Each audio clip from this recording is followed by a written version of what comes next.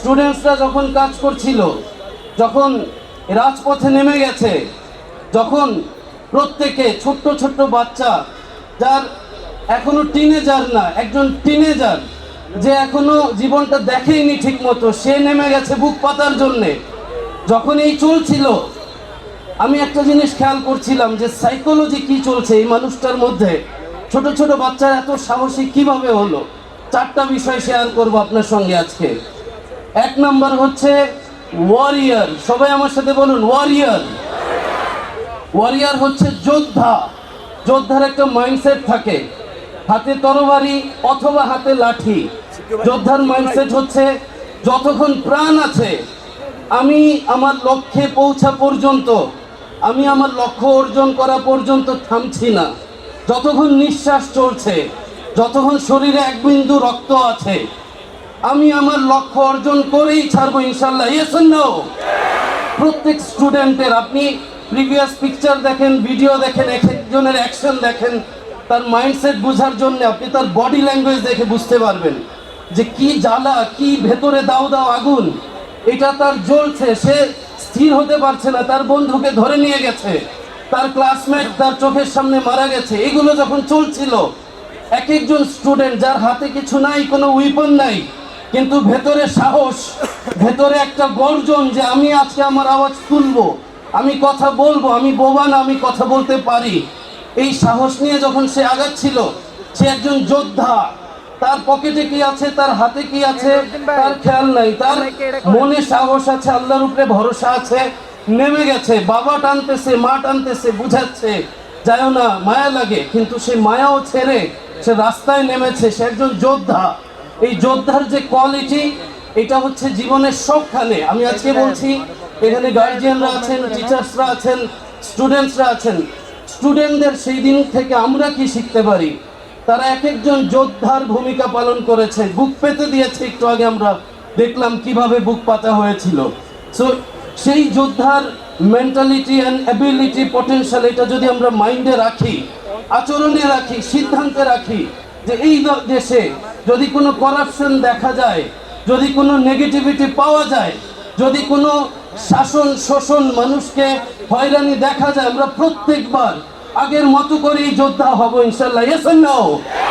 সবাই ডান হাত মুষ্টিবদ্ধ করুন, ডান হাত। আজকে আমি মোটিভেট করব না, আমি কখনো মোটিভেশনাল স্পিকার না, আমি একজন মাইন্ড ট্রেনার। আমি প্রসেস শেখাই। 5টা স্টেপ বলছি, হাত নামাই কাইন্ডলি। ডান হাত মুষ্টিবদ্ধ করে রাখেন 2 মিনিট, শক্ত করে হাত কোলের মধ্যে রাখেন, শক্ত করে ধরে রাখেন, কথাগুলো শুনেন। দেখেন, আপনি যখন সাহসী হতে চান, আপনার কনফিডেন্স দরকার। আপনার কি করতে হবে? বডিটা সোজা রাখতে হবে। আপনি দেখেন, যোদ্ধা বাঁকা হয় না, যোদ্ধা ঝুঁকে পড়ে না। যতক্ষণ প্রাণ আছে তার ঝান্ডা সে সোজা করে ধরে রাখে। তার সিদ্ধান্ত, তার লাইফ, তার গতি, তার লক্ষ্য, সবকিছুকে সে সোজা রাখে।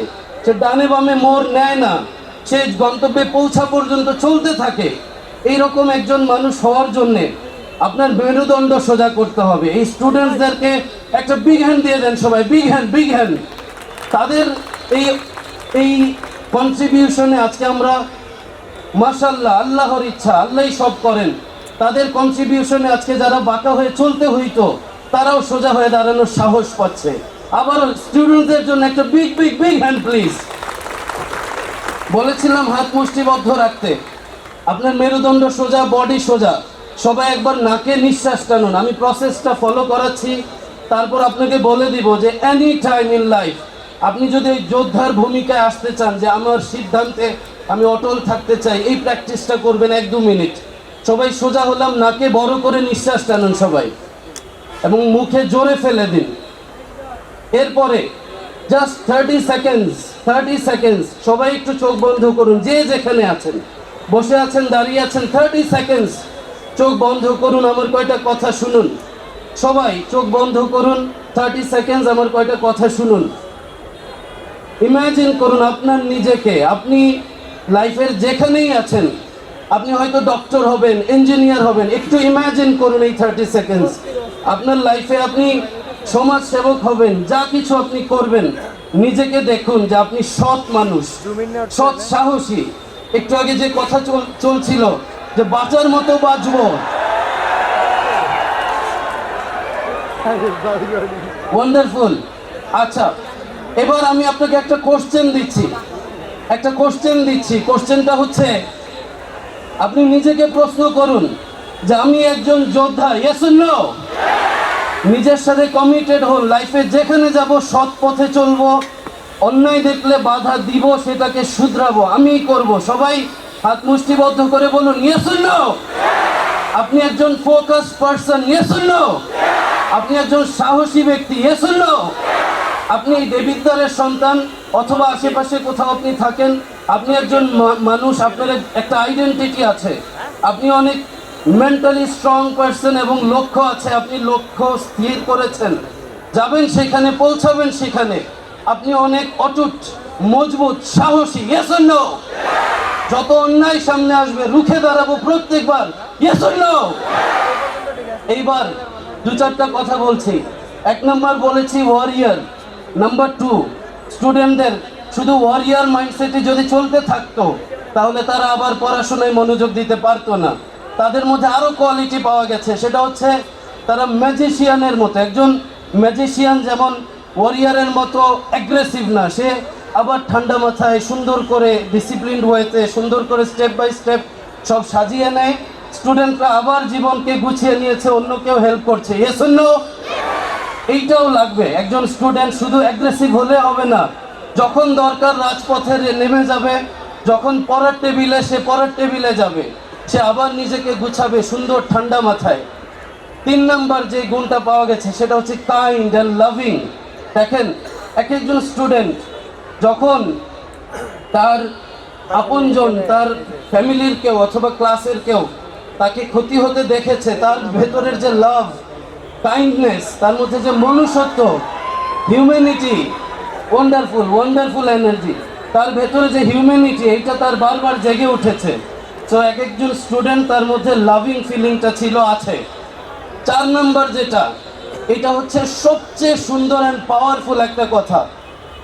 4 নাম্বার যে গুণটা স্টুডেন্টদের মধ্যে পাওয়া গেছে, সবচেয়ে পাওয়ারফুল আমার কাছে ব্যক্তিগতভাবে মনে হয়, সেটা হচ্ছে যদি কোনো মানুষ কোনো জাতিকে শোষণ করতে চায়, যে আমি চুষে চুষে তার সব নিয়ে নিব, টাকা পয়সা, তার জীবন, তার শান্তি, তার সম্পদ সব নিয়ে নিব, তাহলে সে হয় স্বৈরাচার। আর যে চিন্তা করে যে আমি গড়ব, দেশটাকে গড়ব, মানুষের জন্য কিছু করব, অবদান রাখব, সে হয় একজন ন্যায়পরায়ণ বাদশার মতো, যে অন্যের কাছে নিতে চায় না, সারা জাতিকে দিতে চায়। এক একজন স্টুডেন্ট এইভাবে দিতে চেয়েছে এই জাতিকে, এবং তাদের কাছ থেকে আমরা শিখেছি, সবাই শিখেছি। এখানে যারা স্টুডেন্ট আছেন তাদের পক্ষ হয়ে সবাই বলেন যে এই গুণগুলো তাদের মধ্যে আমরা পেয়েছি কিনা, এ শুনলো? এই জন্য আজকে এত বড় গলায় আমরা কথা বলতে পারছি, যাদের মুখ টেনে ধরা হয়েছিল। আলহামদুলিল্লাহ, আল্লাহ শুক্রিয়া। এবার আসি স্টুডেন্টদের জন্য কয়টা কথা বলি।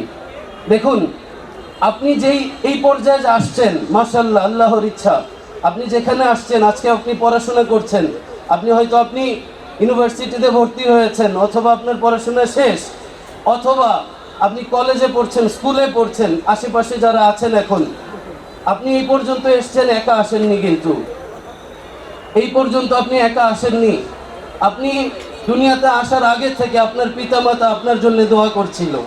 আপনি দুনিয়াতে আসার পরে নিজে চলতে পারেন না, হাঁটতে পারেন না, খেতে পারেন না, আপনার বাবা মা কিন্তু আপনাকে লালন পালন করছিল।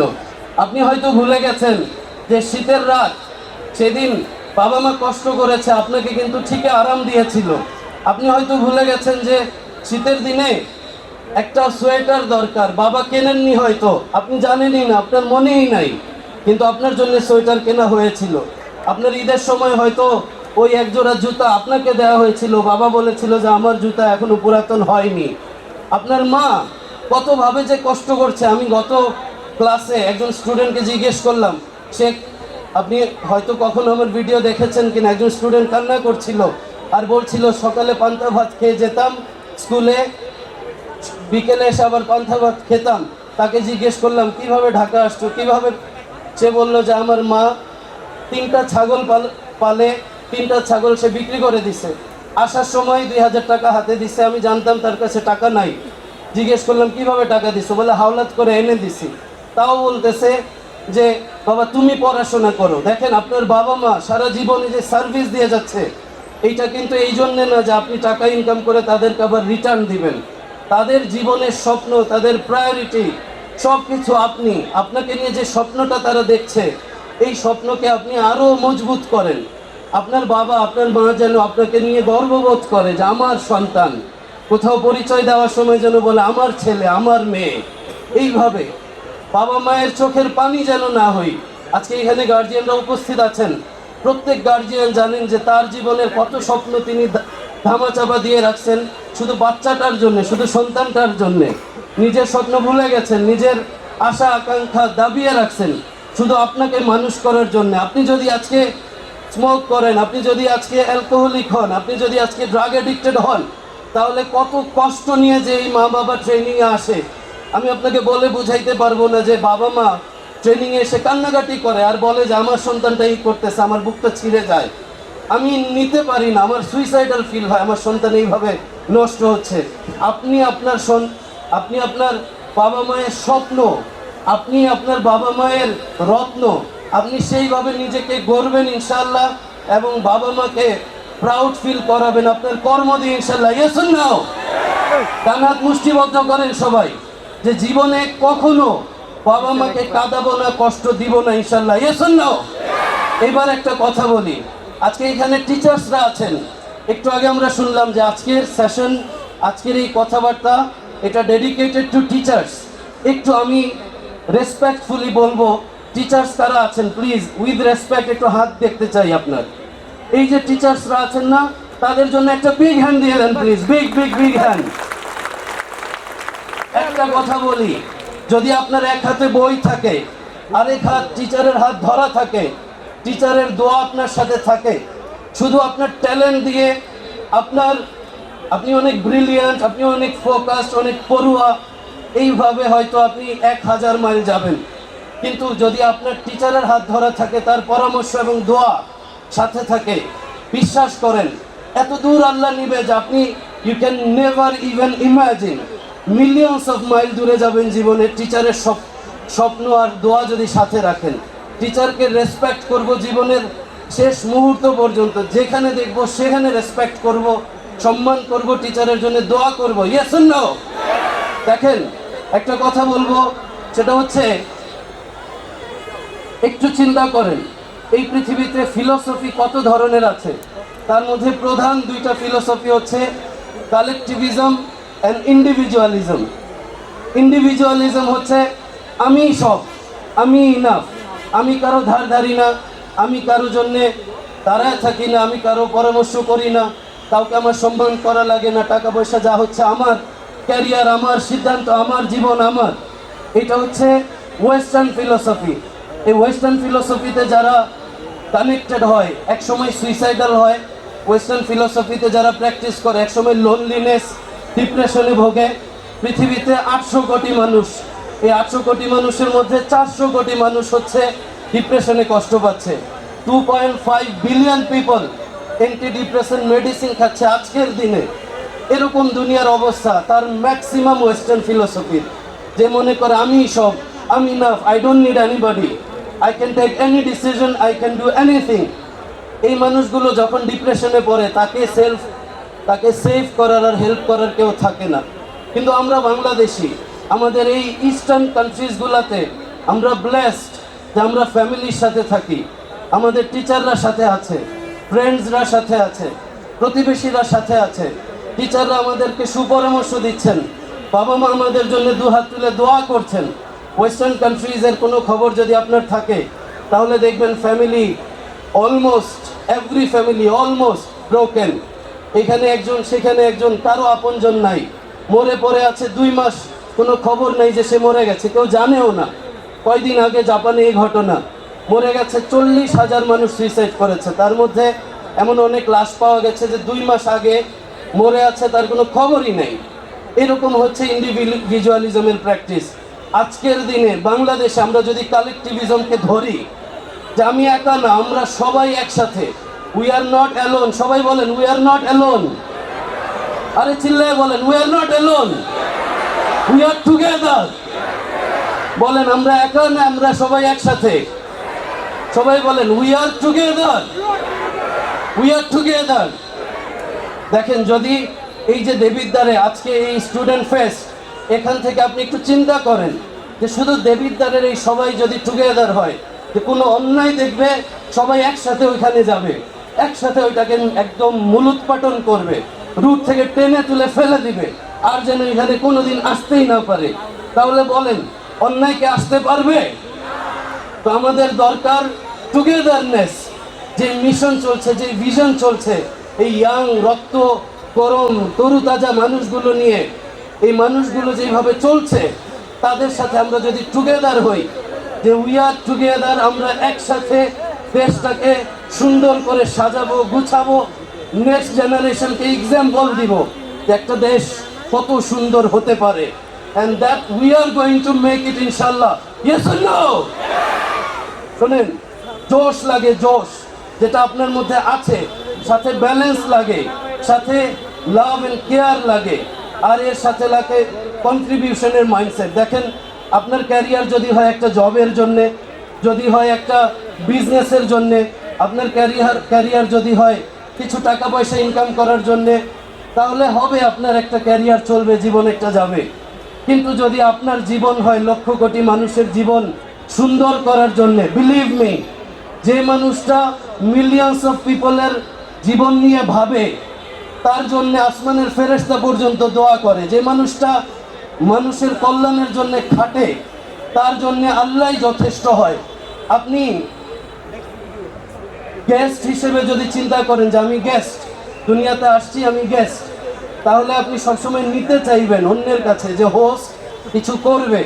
আর আপনি যদি ভাবেন আমি গেস্ট না, আমি হোস্ট, সবাই বলেন তো আমি হোস্ট, একটু জোরে বলেন আমি হোস্ট। হোস্ট মানে কি? আপনি গেস্ট না, আপনি হোস্ট, অন্যকে দিবেন, এই দেবিদ্বারকে গুছাবেন, এই বাংলাদেশকে গুছাবেন, সারা দুনিয়াকে এক্সাম্পল দিবেন কেমনে একটা দেশ গুছাইতে হয়, কিভাবে একটা জীবন গুছাইতে হয়, কিভাবে এক একটা ঘর সুন্দর করে শান্তিতে সাজাইতে হয়, কিভাবে সারা দেশের নিরাপত্তার জন্য ঢাল হয়ে দাঁড়াতে হয়। আমাদের এক্সাম্পল যারা, আপনি যদি ওমর রাদিয়াল্লাহু আনহুর কথা চিন্তা করেন, যেমন ওয়ারিয়ার ছিলেন, তেমন তার মধ্যে আবার সুন্দর মতো ঠান্ডা মাথায় চিন্তা করার গুণ ছিল, তার মধ্যে আবার একই সাথে লাভিং অ্যান্ড কাইন্ড। রাত্রে বের হয়ে যেত, কে কান্না করে, কার ঘরে খাবার নেই, দেখতে যেতেন। আবার এই মানুষটার মধ্যে অর্ধজাহানের খলিফা, অর্ধজাহানের বাদশাহ, সবাইকে কিভাবে দেয়া যায়, আরও কন্ট্রিবিউট করা যায়, এই মাইন্ডসেট। তো সবাই এক মিনিটের জন্য ডান হাতটা শক্ত করে মুষ্টিবদ্ধ করেন, ইয়েস বলবেন, প্রতিবার আগের চেয়ে শাউট করে জোরে ইয়েস বলবেন, নিজের সাথে কমিটমেন্ট, সম্পর্ক আল্লাহর সাথে করবেন। একটা কথা বলেন আমার সাথে, আপনি যেই লক্ষ্যে জীবনটাকে এখন সাজাচ্ছেন, সামনে এগুচ্ছেন, যত যাই ঘটুক, টুগেদার একসাথে থাকবেন ইনশাল্লাহ। Yes or no? সবাই নিজের মধ্যে, নিজের ভেতর থেকে নিজের সাথে কথা বলেন, আপনার লক্ষ্য সেটা হচ্ছে রাইট লক্ষ্য, আপনি একজন ভালো মানুষ, আপনি একজন গুড হিউম্যান বিং। এখানে যদি আপনাকে কেউ নষ্ট করতে চায়, করাপ্টেড করতে চায়, ভুল পথে নিয়ে যেতে চায়, সেখানে আপনি এত মজবুত হবেন যে ওই মানুষটাকেও ভালো পথে নিয়ে আসবেন ইনশাল্লাহ। Yes or no? যদি দেখেন ভালো পথে আসে না, সমাজ নষ্ট করতেছে, তাহলে টুগেদার আমরা আবারও রুখে দাঁড়াবো ইনশাল্লাহ। Yes or no? সবাই সবার জন্য একটা বিগ হ্যান্ড দিয়ে দেন please, big hand, big hand. শেষ যে কথাটা বলবো, এটা বলে আমার কথা শেষ করছি। শেষ যে কথাটা বলবো সেটা হচ্ছে, দেখেন, মানুষের লাইফে 6টা বিষয় প্রয়োজন পড়ে, যেমন আপনার ব্রেইন, আপনার হার্ট, আপনার লাংস, আপনার কিডনিজ, এগুলো ভাইটাল ভিসেরা, এগুলো ছাড়া আপনি বাঁচেন না। এরকম 6টা বিষয় লাগে। একটা হচ্ছে মানুষ নিশ্চিত ফিল করতে চায়, আরেকটা হচ্ছে তার ভ্যারিয়েশন লাগে, আরেকটা হচ্ছে ইম্পর্টেন্স প্রয়োজন, একটা হচ্ছে লাভ কেয়ার প্রয়োজন, প্রোগ্রেস প্রয়োজন, আর হচ্ছে কন্ট্রিবিউশন, অন্যের জন্য কিছু করা প্রয়োজন। আপনি খেয়াল করে দেখেন, আপনার ছোটবেলা থেকে আজকে পর্যন্ত আপনার বাবা মা এই সবগুলো করে আসতেছে। আমি শেষ একটা কমিটমেন্ট নিয়ে এখান থেকে যেতে চাই, একটা কমিটমেন্ট নিয়ে আমি এখান থেকে যেতে চাই। সেটা হচ্ছে, আজকে যে বাবা মা এখানে উপস্থিত, আর মুরব্বীরা উপস্থিত, আর টিচাররা উপস্থিত, তাদের সার্টেন ফিল করার জন্যে যে বাবা তোমার আমাকে নিয়ে টেনশন করতে হবে না, আমি বিপথে যাব না। তাদের যে ভ্যারিয়েশন দরকার, অর্থাৎ আপনার জন্য খাটতে খাটতে কষ্ট করতে করতে নিজের লাইফে কিছু করেনি, সেখানে আপনি তাকে ভ্যারিয়েশন দিবেন, ভিন্নতা, ডিফারেন্ট ডিফারেন্ট এক্সপিরিয়েন্স, তার যেন ভালো লাগে। এবং ইম্পর্টেন্স, দুনিয়ার সবার সাথে তো সুন্দর করে কথা বলেন, বাবা মায়ের সাথে যখন ধমক দিয়ে কথা বলেন, কলিজা তখন কেমন লাগে বাবা মায়ের, তখন কত কষ্ট হয় তার। তো বাবা মাকে মোস্ট ইম্পর্টেন্স অ্যান্ড টিচারকে মোস্ট ইম্পর্টেন্ট জায়গায় রাখবো ইনশাল্লাহ, ইয়েস অর নো? এরপর হচ্ছে তাদেরকে ভালোবাসা প্রকাশ করা। কোথায় কোথায় কি কি বলে বেরিয়েছেন এটা আপনি জানেন, কিন্তু বাবা মাকে যদি বারবার বলেন যে বাবা আমি তোমাকে ভালোবাসি, মা আমি তোমাকে ভালোবাসি, দূরে গেলে আমার কষ্ট হয়, বাবা মাকে যদি আপনি মন খুলে দুইটা কথা বলেন, এতে কি বাবা মায়ের আত্মা জুড়ায় না? বলেন ইয়েস অর নো? তাহলে এই ভালোবাসাটা প্রকাশ করবেন। এবং 5 নম্বরে দেখেন, আপনার স্বপ্ন পূরণ করতে করতে বাবা মা হয়তো নিজের স্বপ্ন পূরণ করেননি, সেখানে সন্তান হয়ে আপনি তাদেরকে হেল্প করবেন যে বাবা তুমি বলো তোমার কি স্বপ্ন ছিল, আমি তোমার পাশে আছি। মা কোন স্বপ্ন তোমার পূরণ হয়নি, আমি তোমার সন্তান, আমি তোমার স্বপ্ন পূরণ করতে পাশে আছি। করবেন ইনশাল্লাহ, ইয়েস অর নো? এরপর কন্ট্রিবিউশন, জীবনভর বাবা মা করেই যাচ্ছেন। টিচারদের ব্যাপারে উইথ রেসপেক্ট একটা কথা বলি, স্যালারির জায়গা থেকে যদি আপনি চিন্তা করেন, তাহলে যেইভাবে টিচারদেরকে স্যালারি দেওয়া হয়, আমি সাবিত রায়হান, আমি ব্যক্তিগতভাবে বিশ্বাস করি, ফিল করি যে বাংলাদেশে অথবা বিশ্বের যে কোনো দেশে সবচেয়ে বেশি স্যালারি আমাদের টিচারদের হওয়া দরকার, ইয়েস অর নো? দেখেন এই সামান্য স্যালারি দিয়ে, সামান্য যেটা দিয়ে হয়তো 10 দিনের বাজার করা যায় না, এই টিচার, আমার টিচার কীভাবে 30 দিন ফ্যামিলি নিয়ে চলতেছে খবরই নেই আমাদের। এই টিচারদেরকে উইথ রেসপেক্ট সামহাও এই দেশ থেকে আমরা এটা প্রতিষ্ঠিত করব ইনশাল্লাহ। গাড়িতে আসার সময় আপনাদের কৃতি সন্তান হাসনাত আবদুল্লাহ, ওনার সাথে কথা হচ্ছিল এই বিষয়টা নিয়ে, যে এই দেশে টিচারদের সম্মান সবচেয়ে বাড়ানো লাগবে। কারণ টিচার যখন মন খুলে শেখাতে পারবেন, স্টুডেন্ট তখন তৈরি হবে, ইয়েস অর নো? দেখেন আমাদের টিচাররা কখনো শাসন করবেন, কখনো থাপ্পড় দিবেন, কখনো আদর করবেন, সর্বাবস্থায় টিচার তো টিচারই, সম্মান আমি করবই। টিচার থাপ্পড় দিলেও সরি বলবো যে স্যার সরি, ম্যাডাম সরি, আমার ভুল হয়েছে। কিন্তু টিচারের সামনে কখনো বেয়াদবি করব না, কারণ যে বেয়াদব সে আল্লাহর সামনেও জায়গা পায় না। টিচারের সামনে সম্মানের সাথে জীবনভর নিজেকে পেশ করব। দুনিয়াতে যত চূড়ায় উঠতে চান, টিচারের দোয়ায় আপনি উঠবেন, বাবা মায়ের দোয়ায় আপনি সেখানে পৌঁছাবেন ইনশাল্লাহ, ইয়েস অর নো? 1 মিনিট সবাই হাত মুষ্টিবদ্ধ করেন, আর একবার নিজের সাথে কমিটমেন্ট, যেখানে যা করছেন সৎভাবে করবেন, ইয়েস অর নো? সামনে যত বাধা আসে আল্লাহর উপরে ভরসা করে নিজেকে সঁপে দিবেন, ওই ভাইয়ের মতো এইভাবে হাত ছড়িয়ে দিয়ে সাহসের সাথে হেফাজত আল্লাহ করবেন। আপনি আপনাকে পেশ করবেন, দুনিয়া আপনাকে দেখে পরিবর্তন হবে, প্রোগ্রেসিভ হবে, প্রোডাক্টিভ হবে, আপনি এক্সাম্পল হবেন ইনশাল্লাহ, ইয়েস অর নো?